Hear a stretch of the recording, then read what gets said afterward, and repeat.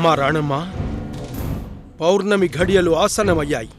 బయట ఆకాశంలో ఆ పున్నమి చంద్రుడు పూర్తి స్థాయి శక్తితో వెలిగిపోతున్నాడు.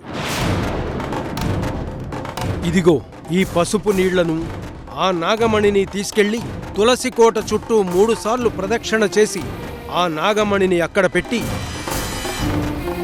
తులసి చెట్టుకి ఈ నీళ్లను పోస్తూ దండం పెట్టుకుని నాగమణిని తీసుకురా అమ్మా. అలాగే స్వామి.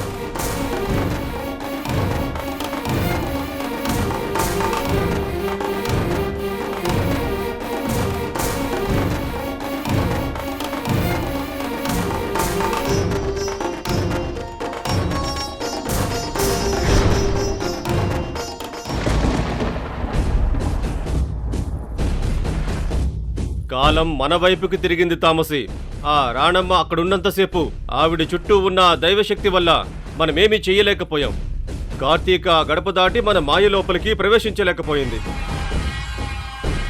కానీ ఇప్పుడు ఆ రాణమ్మ గడప దాటి ఇంటి బయటకొచ్చింది.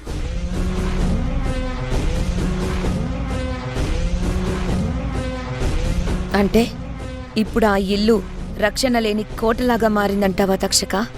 అవును తామసి. అయితే ఇదే సరైన సమయం. నీ కాలసర్ప వశీకరణ మంత్రాన్ని నేరుగా కార్తీక శరీరంలోకి పంపించు తక్షక.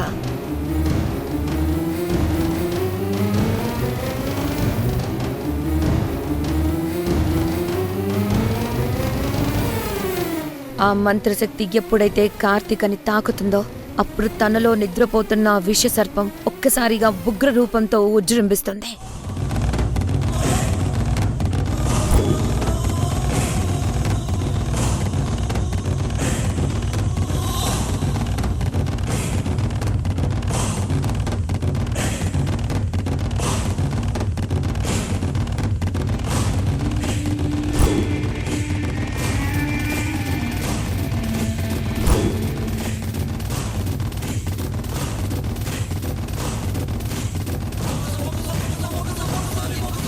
దెబ్బకి ఆ ఇల్లు కూడా ముక్కలైపోయి కార్తీక ఇంటి తలుపులు కూడా బద్దలు కొట్టుకొని కాలసర్పంలా బయటికొస్తుంది.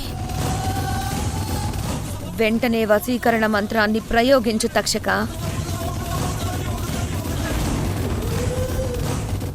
ఓం నమో భైరవాయ కాలసర్ప వశీకరణాయ మమ శక్తం తస్మై శరీరే ప్రవేశాయ ప్రవేశాయ ఉజృంభయ ఉజృంభయ స్వాహా స్వాహా.